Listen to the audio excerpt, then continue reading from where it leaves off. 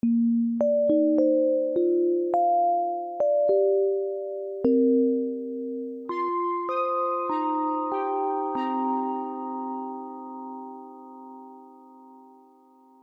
entonces el día de hoy vamos a hablar sobre cómo se enfoca un paciente que llega a la consulta con dolor en miembros inferiores. Mi nombre es Alejandra Solano, soy residente de medicina vascular de primer año.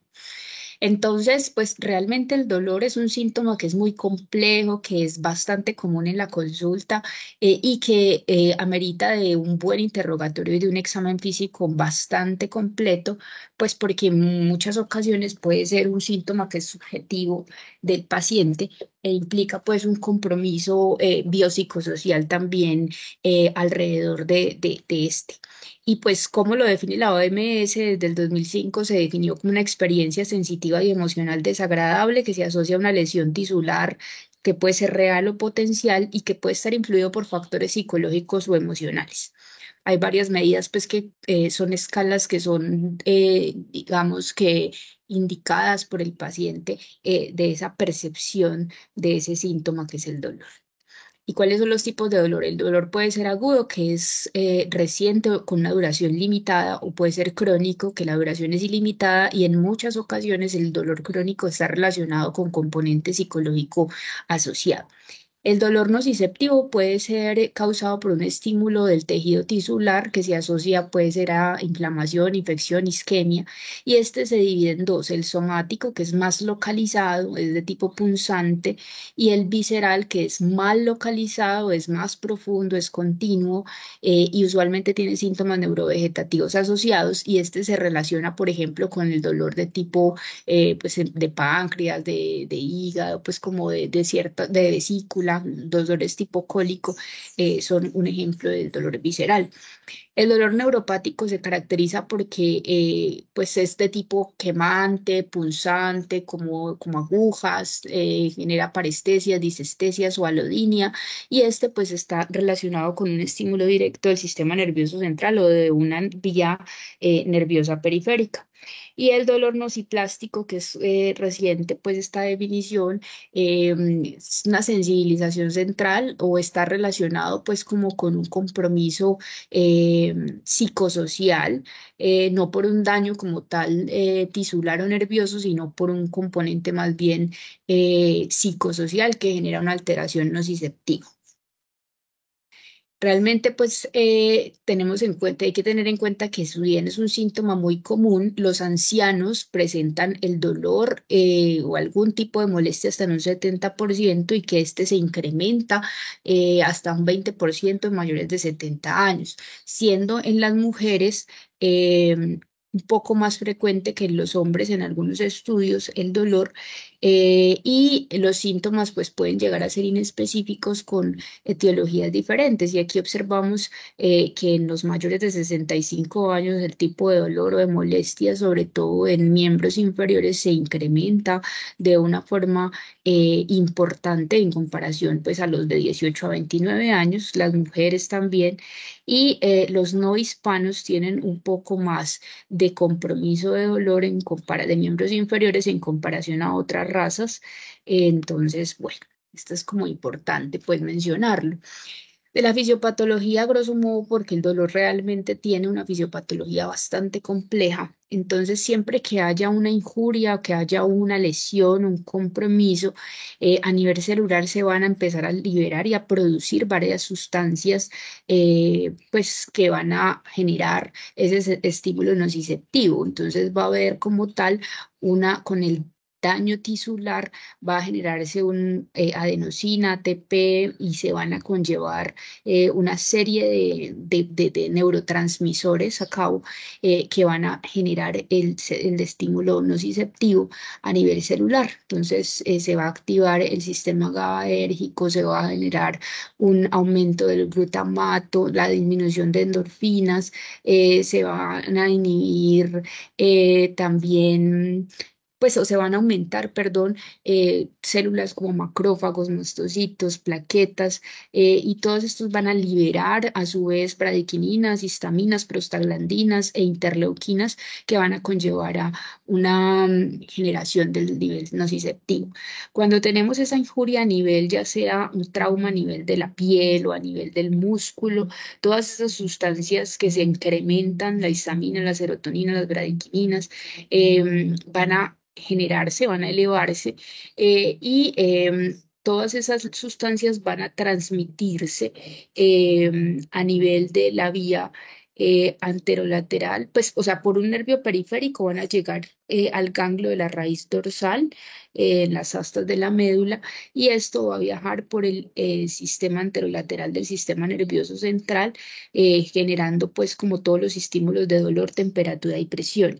Adicionalmente, hay algunas astas que son directas y que van a viajar por la vía espinotalámica, y van a ir al lóbulo parietal, específicamente al homúnculo sensorial, en donde se tiene la percepción de dolor y también de temperatura. Y ahí es donde se va a percibir estos tipos de dolor.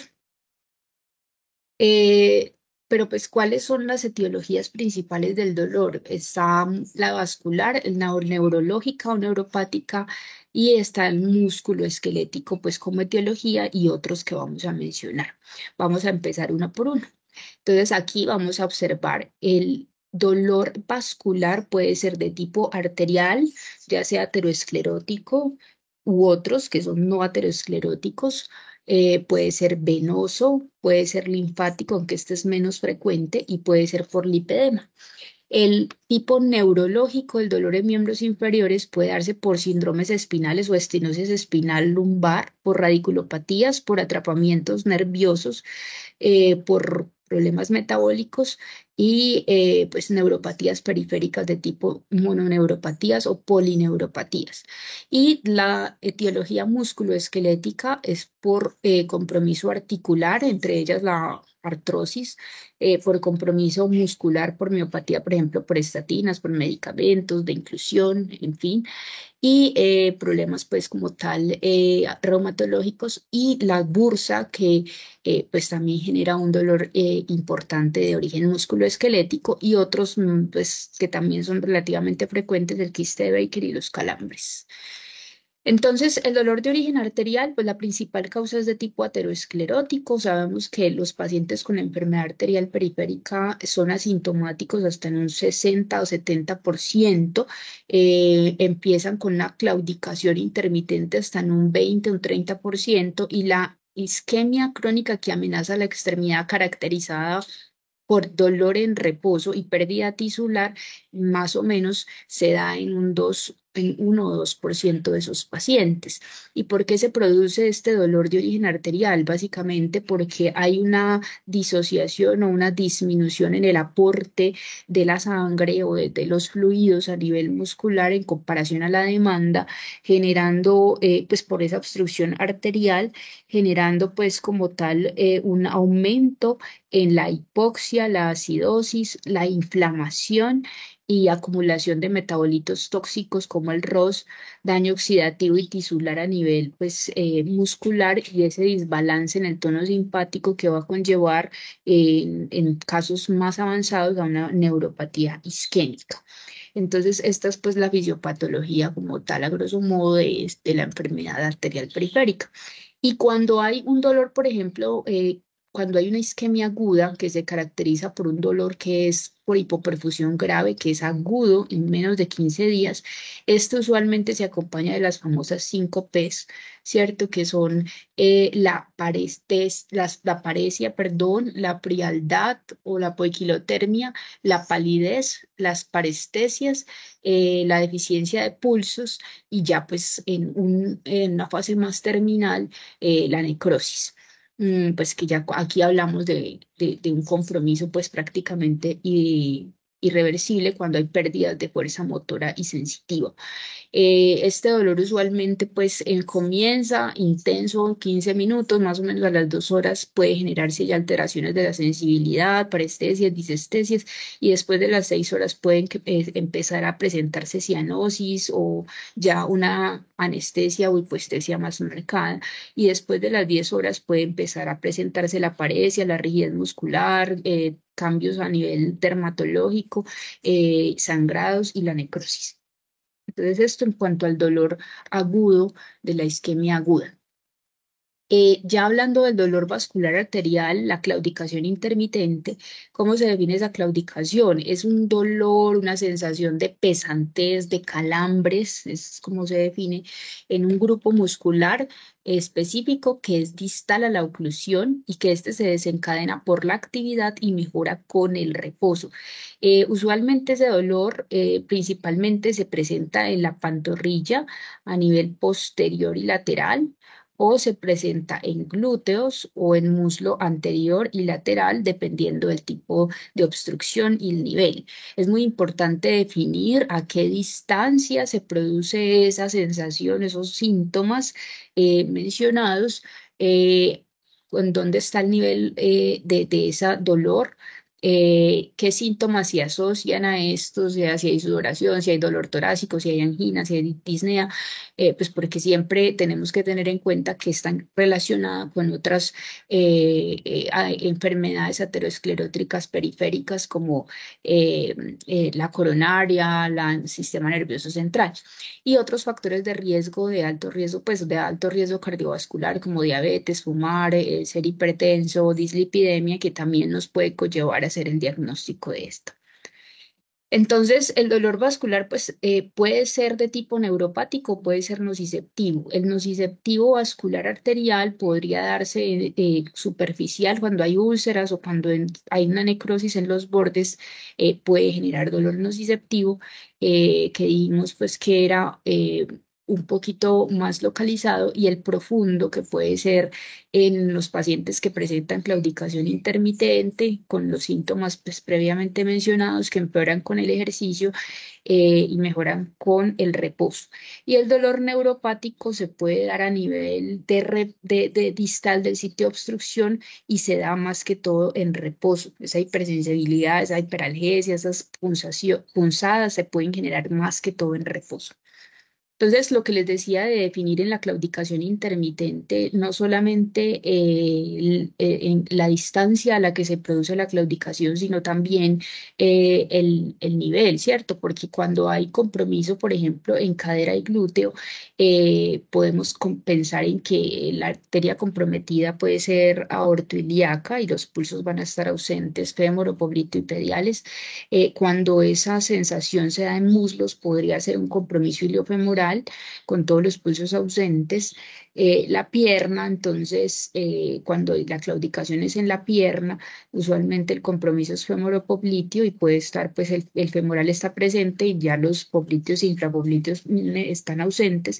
Y cuando la claudicación es en pie, puede ser peroneo tibial, infrapopliteo, y pues están presentes los pulsos femoral y popliteo y no los infrapopliteos.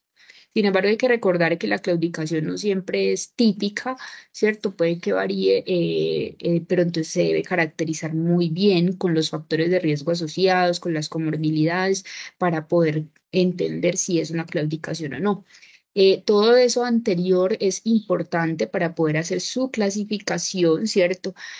Para poder determinar si el paciente tiene una enfermedad arterial periférica 2A, que es la claudicación mayor a 200 metros, si es 2B, que es una claudicación menor a 200 metros, si es 3, que es el dolor en reposo, y si es 4, que es la ulceración o la pérdida de tejido, que estos dos contribuyen a una isquemia crónica que amenaza la extremidad, o así es como se define. Y igualmente para la clasificación de Rutherford, que es un poco más extensa, pero que contiene exactamente los mismos ítems del Fontaine. Cuando tengamos entonces una claudicación intermitente, pues se debe mirar signos como tal en la evaluación clínica que pueden conllevar a pensar que es una enfermedad arterial aterosclerótica, como la pérdida de vello, que las uñas sean gruesas y opacas, que la piel se ponga delgada, lisa, el rubor pendular o esta palidez isquémica que nos habla mucho de que el compromiso de esa enfermedad arterial periférica. Cuando hay úlceras de este tipo que son arteriales, que son circunscritas, que son relativamente limpias, un fondo limpio, nos hacen pensar entonces en compromiso arterial y pues por tanto también la palidez, la frialdad o, o la cianosis. Entonces, para el diagnóstico, pues recordar que se hace con el índice tobillo-brazo, que este se asocia con muerte cardiovascular y con muerte global y que tiene una sensibilidad del 75% y una especificidad del 86% para diagnosticar enfermedad arterial periférica en extremidades inferiores y que el índice de brazo se debería utilizar cuando hay rigidez arterial, o sea, cuando la índice tobillo-brazo es mayor a 1,4, las arterias no son compresibles y que usualmente se presentan diabéticos o enfermos renales crónicos y cuyo valor normal es mayor a 0,7. La oximetría transcutánea, cuando el índice tobillo-brazo en reposo es menor a 0,5 y esta pues es anormal en menor de 30 y se relaciona con capacidad de curación de la herida. La pletismografía es un complemento importante para cuando tenemos dolor arterial de enfermedad arterial periférica que nos permite por los gradientes de presión y las ondas de volumen determinar el sitio de la oclusión y si hay compromiso de la perfusión distal. Entonces, en este algoritmo vemos que cuando hay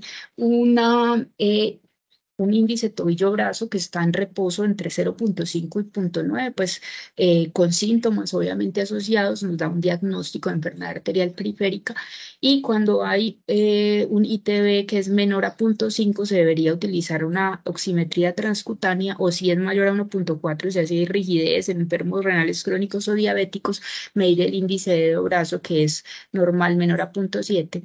B, que es normal mayor a 0,7 y cuando el índice tobillo-brazo en reposo está entre 0,9 y 1,4, se podría realizar una prueba de ejercicio y valorar posteriormente el ITB cuando pensamos, por ejemplo, que hay una claudicación intermitente, una claudicación que está enmascarada. Si esto es negativo, pues evaluar otras causas del dolor.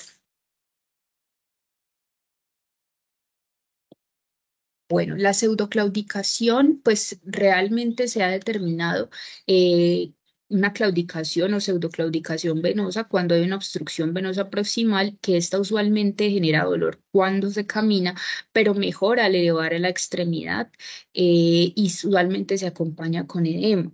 La pseudoclaudicación articular, que puede estar relacionada con debilidad y con atrofia, y la pseudoclaudicación neurológica, que pues usualmente está relacionado con disestesias, parestesias, un dolor neuropático y que está dada por compresión radicular y por hipoestesias. Vamos para el segundo tipo de dolor vascular, que es el venoso, en el cual pues la insuficiencia venosa, su edema, el síntoma principal de esta es el edema, es decir, cuando hay un CEAP3 hablamos de insuficiencia venosa, ¿cierto? Cuando tenemos un CEAP1, que son telangiectasias o varices, estos no duelen, estos no generan dolor. A partir del CEAP3, pues ya pueden haber síntomas sugestivos de esta.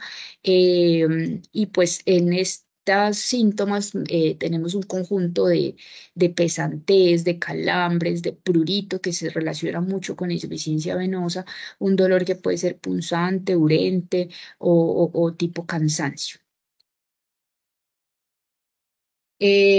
Usualmente pues no se asocia con ejercicio y es un dolor que es no localizado en un grupo muscular como tal, sino que es más bien generalizado y este empeora al estar de pie mucho tiempo, al estar sentado por periodos muy prolongados, mejora cuando se eleva la extremidad o con la marcha y pues hasta un 49% pueden tener un dolor neuropático antes de dormir.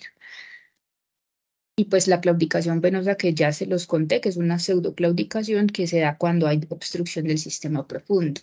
Entonces, ¿qué podemos observar cuando tenemos este tipo de dolor y de síntomas? Entonces, pues buscar siempre hiperpigmentación, que es por los depósitos de hemosiderina cuando los glóbulos rojos pasan pues a nivel intersticial, que es la dermatitis ocre o la dermatitis por estasis. El eczema como tal también es característico de esta entidad, la lipodermatoesclerosis en un CA pues que ya sea un poco más avanzado, 4B, y en el cual ya está la piel indurada, gruesa, en edema duro, ¿cierto? Ya hay fibrosis como tal de la dermis y del tejido subcutáneo, la atrofia blanca que también es característica y las úlceras que son úlceras de tipo medial o anteriores o pretibiales, pues por decirlo así, con un fondo que se ve más sucio, que no son tan circunscritas y que pueden estar acompañadas también de corona flebectásica o una circulación colateral evidenciada. El diagnóstico de esta entidad pues se hace por Doppler con un reflujo demostrado pues por compresión, con una inversión del flujo como se observa acá, que debe ser de más de 500 milisegundos o más de 1000 milisegundos o de un segundo en las profundas. El dolor de tipo venoso también puede ser por trombosis venosa profunda. El dolor es el síntoma cardinal en un 80-90%, pero el edema es muy específico de esta entidad, el edema unilateral o asimétrico, que se presenta en el 80%. Estos son otros síntomas que se dan también como enrojecimiento, sensibilidad a la palpación, venas superficiales e impotencia funcional, pero estos pues son unos que acompañan en la trombosis venosa. Aquí vemos un caso de plegmasia cerulea Dollins y de plegmasia cerulea albans, que también pues, son obstrucciones proximales de tratamiento emergente por alto riesgo de pérdida de la extremidad. Los signos de trombosis venosa profunda, pues hay muchos descritos, ¿cierto? Entre ellos está el de Homans, que tiene una sensibilidad bastante mala, una especificidad que alcanza el 89%, lo que quiere decir que no me descarta la trombosis venosa profunda el no tenerlo presente. Y hay otros como el HOLO, que es el dolor a la compresión de los músculos de la pantorrilla en el plano óseo, o el PRAT, que son venas pretibiales que persisten al elevar la extremidad, y en estos pues se debería practicar la escala de Wells para ponerle una probabilidad, para saber si es de alta probabilidad, de baja probabilidad, y si requiere o no hacerse el Doppler venoso para su diagnóstico. Otras causas que son de dolor vascular arterial, que son no ateroscleróticas, entre ellas está la endofibrosis ilíaca externa, como lo observamos acá, aquí se ve la lesión, y el kinking, o este tipo de curvaturas que se generan en pacientes que son ciclistas o que son deportistas, ¿cierto? Se puede observar la endofibrosis arterial ilíaca. En el cual hay una estenosis y hay una curvatura no aterosclerótica que genera pues claudicación y síntomas también de oclusión. El aneurisma popliteo, que también se observa al igual que la disección arterial y se observa más en hombres que en mujeres, y el atrapamiento de la arteria poplitea, que observamos que esta es en reposo y aquí es cuando el paciente ha sido dorsiflexión del tobillo, en el cual se observa el atrapamiento y la estrechez de la arteria poplitea en pacientes pues también que son atletas. El linfático, pues en realidad no es un síntoma cardinal el dolor, solamente en un 20% se puede presentar y está acompañado con un edema que usualmente es unilateral, que cuando está pues un poco más avanzado puede ser indoloro, que se acompaña de dedos cuadrados y con un signo que es el signo de Stemmer, en el cual al tratar de hacer un pinzamiento del segundo artejo, no se logra hacer ese pinzamiento, como lo observamos aquí. Este usualmente es lento y progresivo y el dolor linfático pues realmente pues no es tan bien caracterizado, pero lo que les digo, lo principal es el edema en estos pacientes. El lipedema, que es la acumulación de anormal de tejido adiposo en extremidades inferiores, este realmente sí se relaciona con dolor o sensibilidad de tipo diurno, y sobre todo que se da con la presión, esa sensibilidad a la presión, al tacto, puede empeorar cuando hay frío, cuando hay calor, cuando se hace ejercicio, y este no mejora cuando se eleva la extremidad, está relacionado sobre todo en pacientes mujeres con adiposidad ginecoide. Bueno, el dolor neuropático, entonces, o el dolor más bien de origen neurológico, se desencadena sobre todo por la extensión lumbar, al subir escaleras, al ponerse en bipedestación y se alivia al sentarse.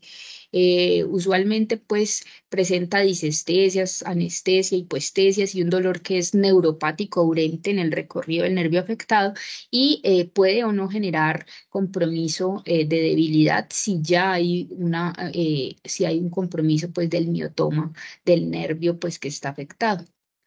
Este tipo de dolor neurológico puede ser por síndromes espinales o la estenosis lumbar que se da más que todo en ancianos, o puede ser por radiculopatías que se dan en pacientes de edad mediana, por atrapamientos de los nervios, que ya vamos a mencionarlos, y por polineuropatías, ya sea de tipo metabólico o por tóxicos.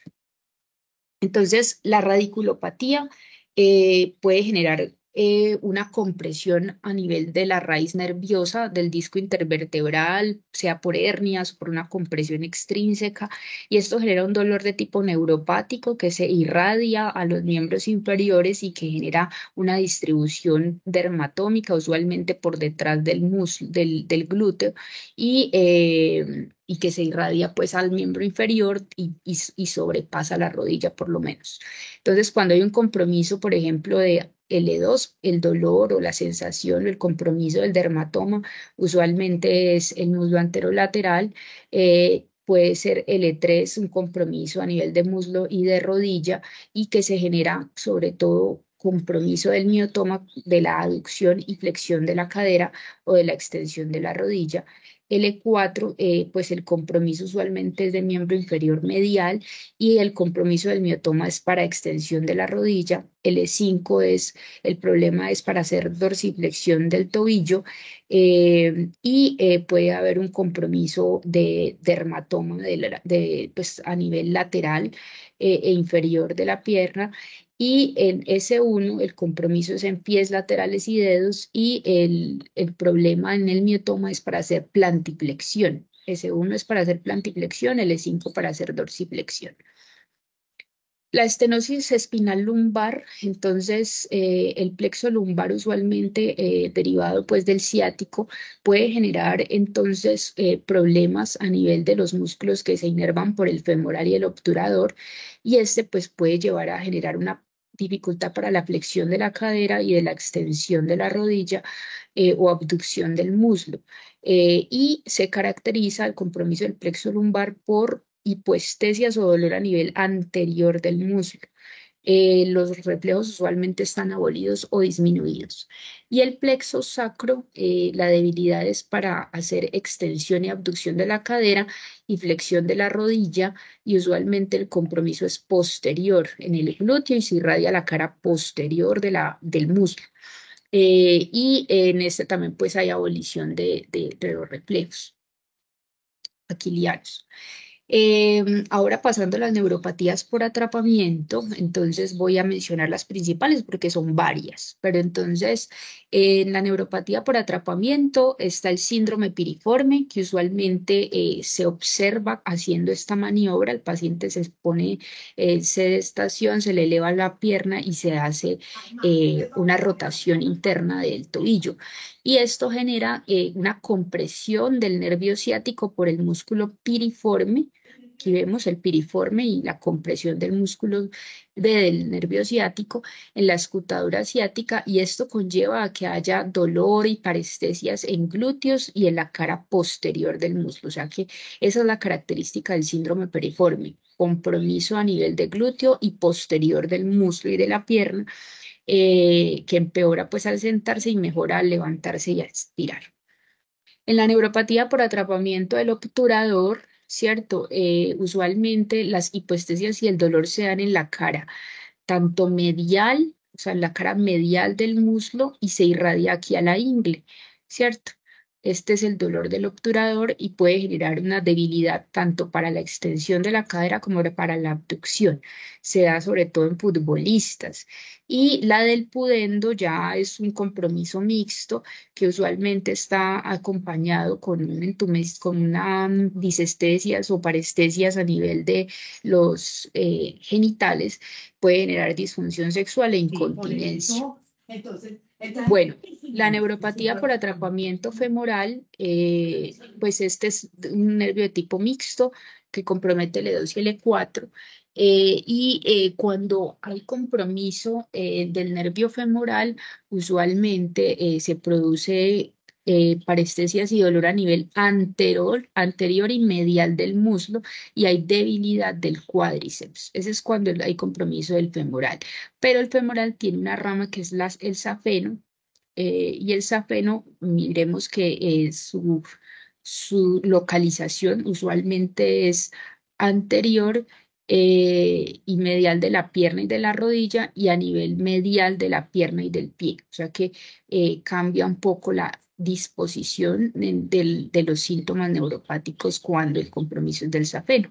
Este es más anterior y medial y el femoral es más anterior y lateral. El femoral lateral cutáneo es más de tipo sensitivo, compromete L2 y L3 y genera una meralgia parestésica por compresión del ligamento inguinal. Por favor, pueden silenciar los micrófonos. Muchísimas gracias. Las parestesias en el cutáneo femoral lateral son usualmente en la cara anterolateral del muslo, como lo observamos acá.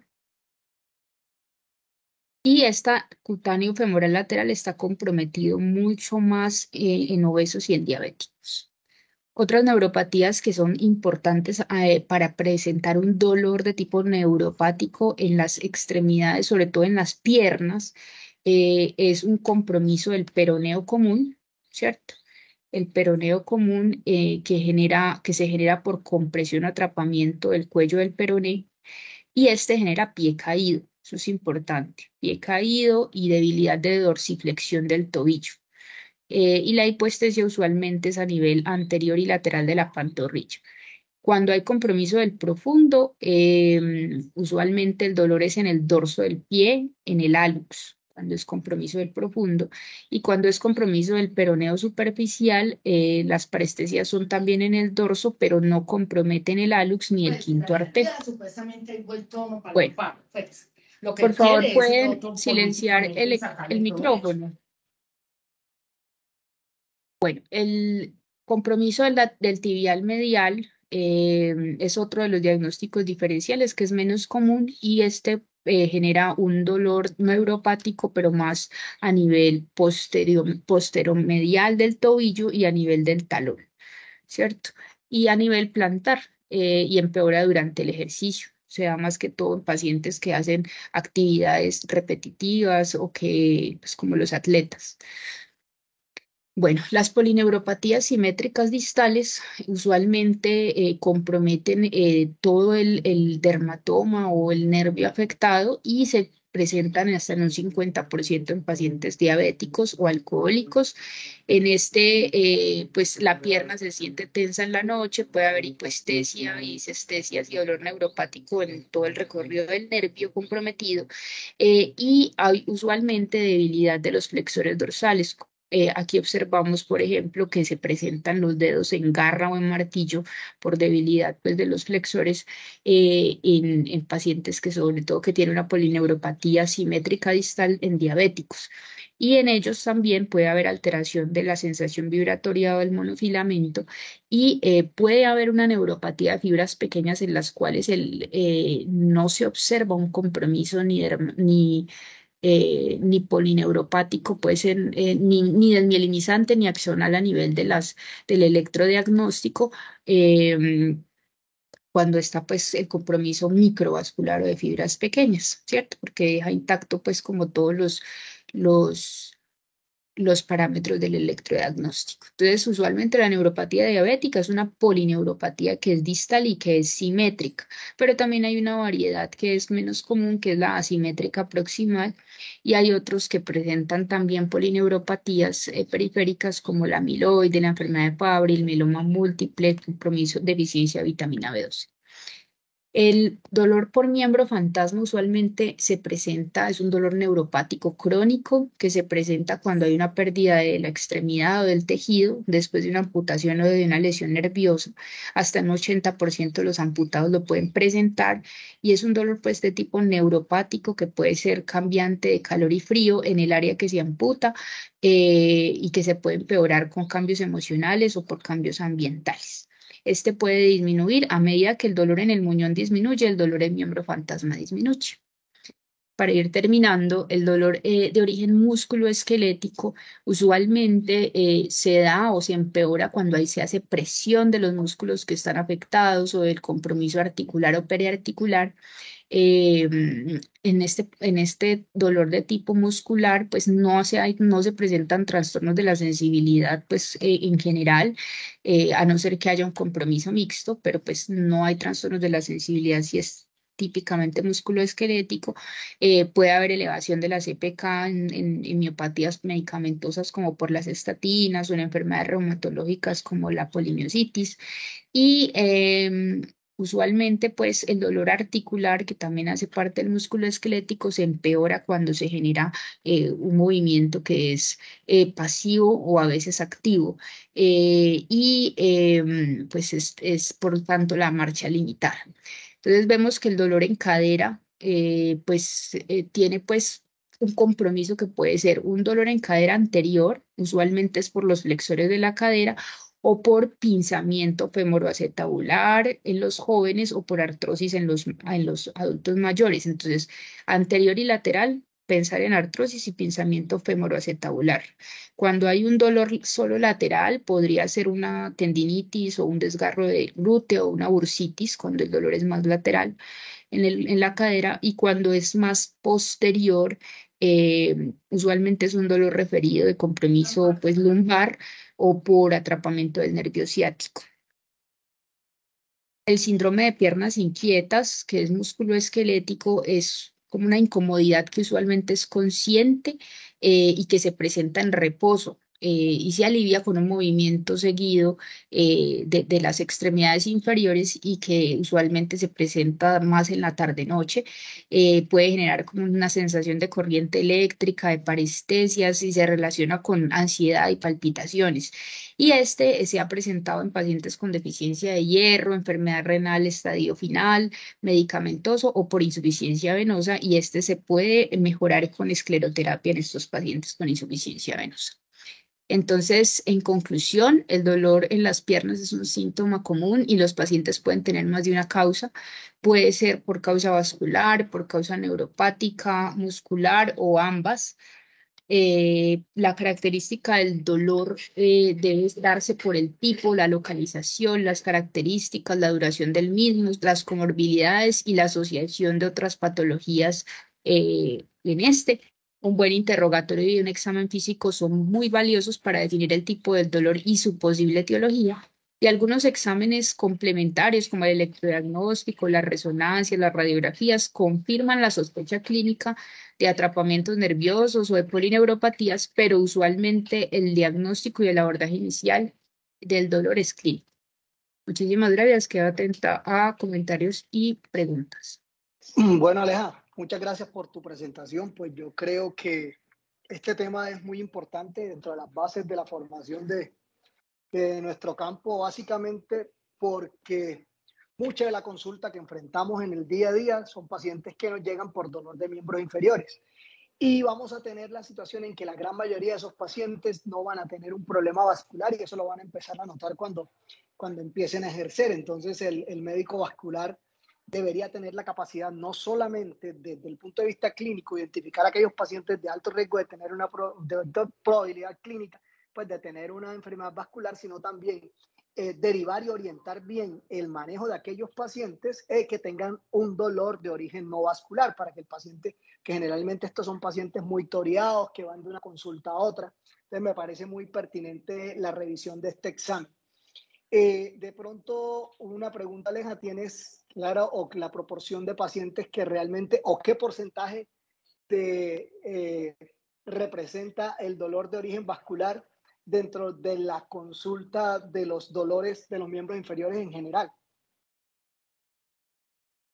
Profe, pues según lo que leí, un 20% de los dolores en general. Realmente la mayoría de los dolores, pues contando todo, ¿no? Arterial, venoso, el lipedema, 20% máximo, porque el resto son usualmente de origen musculoesquelético, síndromes miofaciales, bueno, calambres simplemente.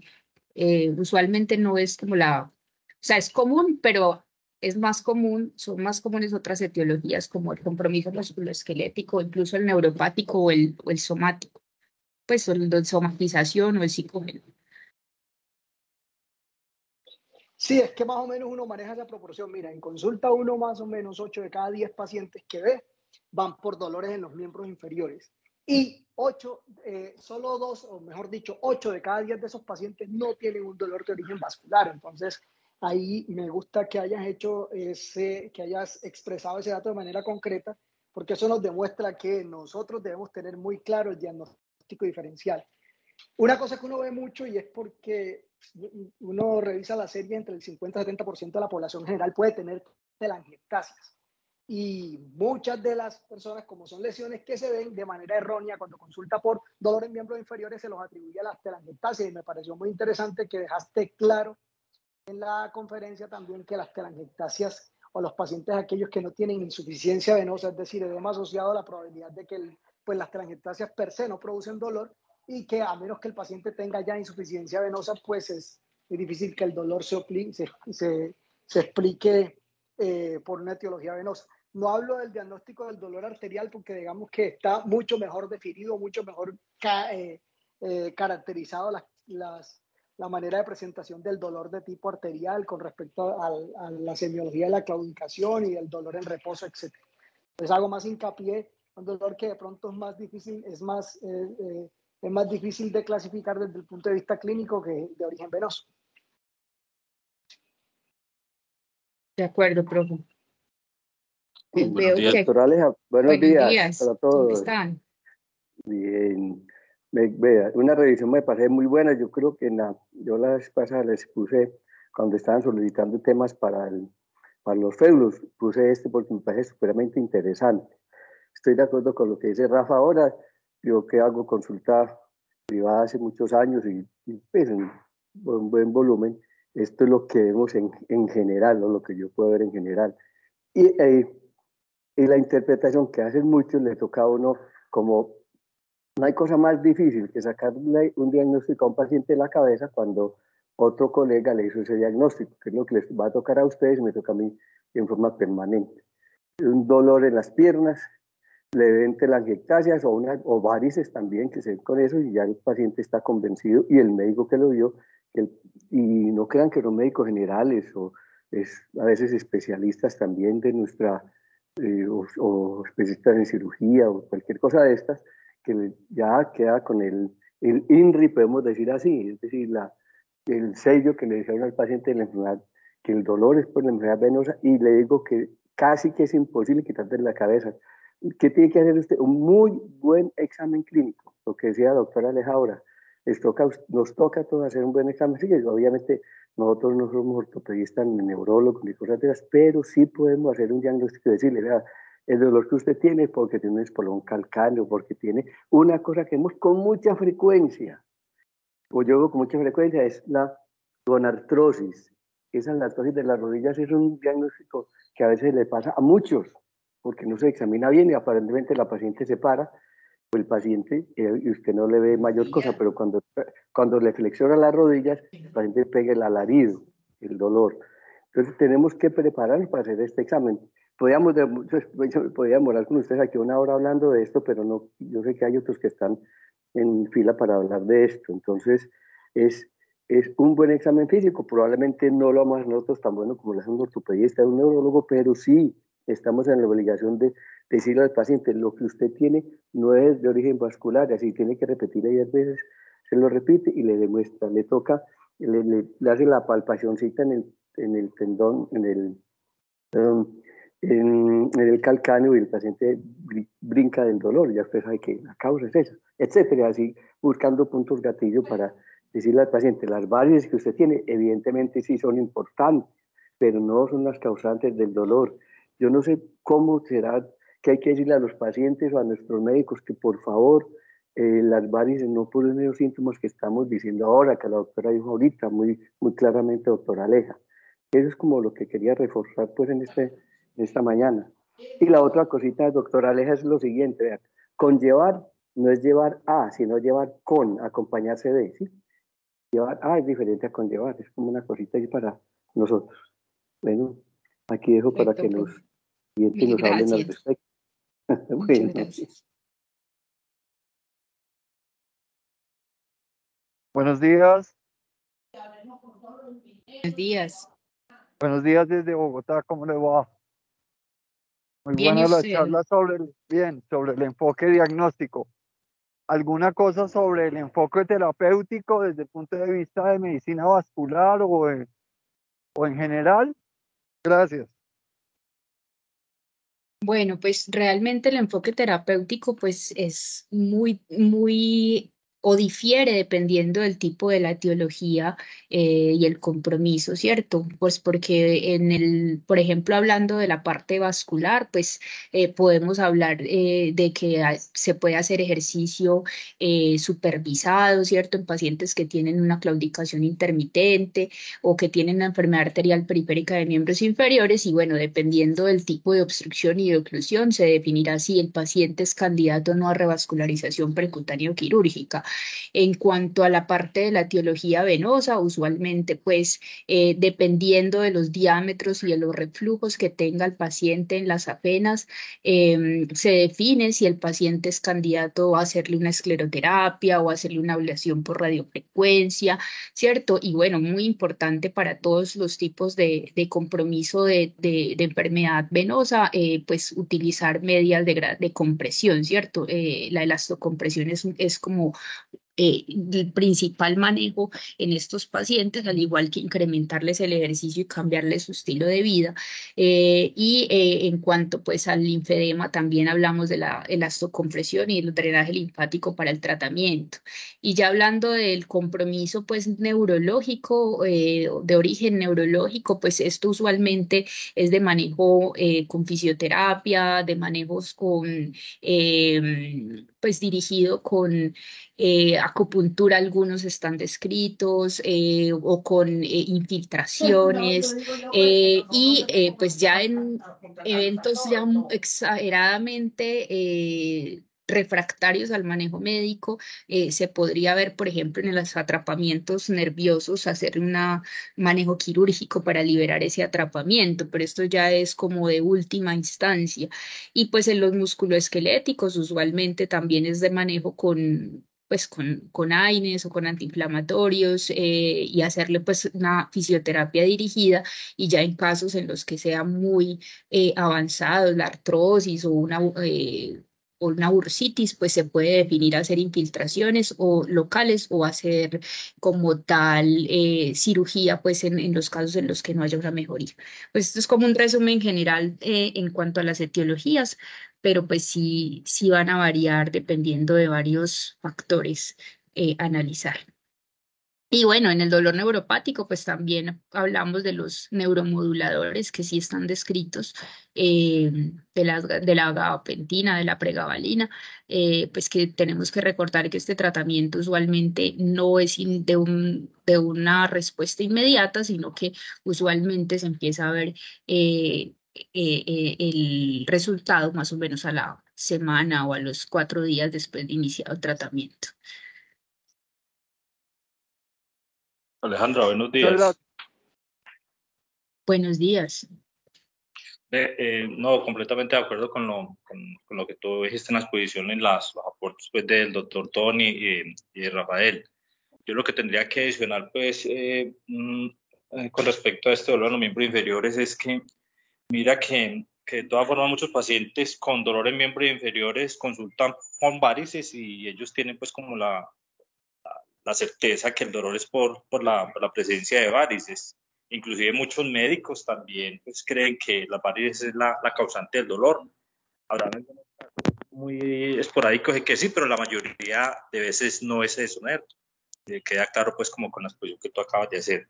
Pero, ¿cuál es la pertinencia entonces de uno mandar un dúplex venoso en un paciente con dolor en miembros inferiores que las características semiológicas no considere uno que sean de origen venoso y sin embargo uno termine mandando el dúplex? Porque uno ve que con relativa frecuencia, uno que hace tantos estudios por ahí, que ve también pacientes acá en el hospital, que el paciente evidentemente tiene un dolor en los miembros inferiores, pero y que tiene las varices y que con toda seguridad las varices no son la causante del dolor. Y eso es lo que motiva pues como a despistar al paciente, a los otros médicos con respecto al origen del dolor. Eh, entonces, yo creo que una posición, nosotros que somos vasculares, es definir claramente en la consulta que el dolor no es de origen venoso, cuando sea el caso, y no ponerse uno a avanzar en más estudios vasculares con respecto a las venas, pues creo yo, o por lo menos dejar claro que eso no es la causa, y de pronto uno le hace el Doppler y ve que sí tiene varices, entonces termina de todas formas otro médico pensando que las varices son las causas del dolor, y uno ve muchos pacientes que terminan operados de varices y como la varices no es la causa del dolor en la mayoría de las veces, eh, la consulta va a seguir, ¿no es cierto? Entonces como que una posición de poner nosotros, pues que con respecto a eso, es como una cosa muy personal. Entonces si le mandamos dúplex venoso a un paciente que tenga varices, aunque la causa del dolor consideremos que sea neuropática, articular, etcétera. Y la otra, ya que empezaste a hablar del manejo, quería saber qué has revisado tú con respecto a la utilidad de los flebotónicos en el manejo del dolor crónico de origen venoso. Bueno, profe, realmente los flebotónicos en el manejo de origen venoso tienen una evidencia relativamente mala. Pues usualmente los estudios que hay son de poquita población. Hay unos metaanálisis que se han realizado con una heterogeneidad relativamente elevada. Sin embargo, la diosmina esperidina en comparación a los demás es la única que ha tenido mejoría en los síntomas de insuficiencia venosa, de pesantez, de calambres y de edema en esos pacientes. Los demás realmente está muy limitada su indicación. Es como el único que he encontrado que tiene un poquito de beneficios, pues sin mejorar calidad de vida, mejora esos síntomas. Ve, complemento lo que dice el doctor John Weimar. Qué pena yo hablar tanto, me disculpan. Es que vea, cuando usted va a mandarle un dúplex, el paciente le tiene que explicar. Yo le digo, listo, como usted tiene varices o dolor en las piernas, le voy a mandar el dúplex para operarlo. No, usted le explica la causa del dolor, qué está pasando, y que ya lo otro son las varices, si le chocan, si no les gustan, si están feas o lo que sea, o están causando insuficiencia venosa ya en la pierna, ahí sí, usted lo manda, pero le explica. Es que a veces nosotros le decimos, usted tiene varices y dolor, hágase el dúplex. Cada vez que uno les solicita un examen a un paciente, debe explicarle por qué se lo va a solicitar. Si el paciente dice, no, es que si eso no me va a quitar el dolor, yo no me voy a hacer operar. Eso cada rato es la respuesta que nos dan los pacientes. De ahí la relación médico-paciente es la que hemos perdido mucho. Y les digo, en cada rato el paciente va a una EPS y como lo ven de afán, le dicen, haga este examen y después se encarta el paciente con el dúplex porque no sabe si lo van a operar o no. Entonces tenemos que ser claritos con eso, explicarle al paciente por qué se le va a solicitar el dúplex, no hay ninguna duda. Y con respecto a los flebotónicos, vea, la cantidad de flebotónicos que se formulan en nuestro medio son toneladas. Tiene la distancia del paciente, dolor en las piernas, le mandan flebotónicos. En donde se ha visto que puede servir un poquito es en el linfoedema. Ahí sí he visto, pero tiene que ser dosis altas y por mucho tiempo. Pero como dice la doctora Aleja, todavía la evidencia no es como nosotros quisiéramos que fuera 1B o algo así, no es como 2B la incidencia de eso. Entonces, para que tengamos en la cuenta, todos cuando vamos a solicitar estos exámenes y explicar bien al paciente, que nos queda todo muy claro. Bueno, muchas gracias, profe. Aquí hay unas preguntas en el chat que preguntan, buen día, ¿la lepra puede causar daño vascular en miembros inferiores?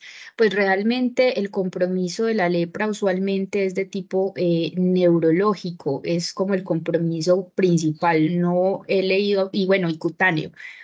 No he leído pues como un compromiso vascular en lepra específicamente. Usualmente el compromiso en lepra es de tipo alteraciones pues en los nervios periféricos, principalmente en los que son en el radial, que usualmente nunca se compromete, en la lepra se compromete, el cubital también puede estar comprometido, el medial, el tibial posterior.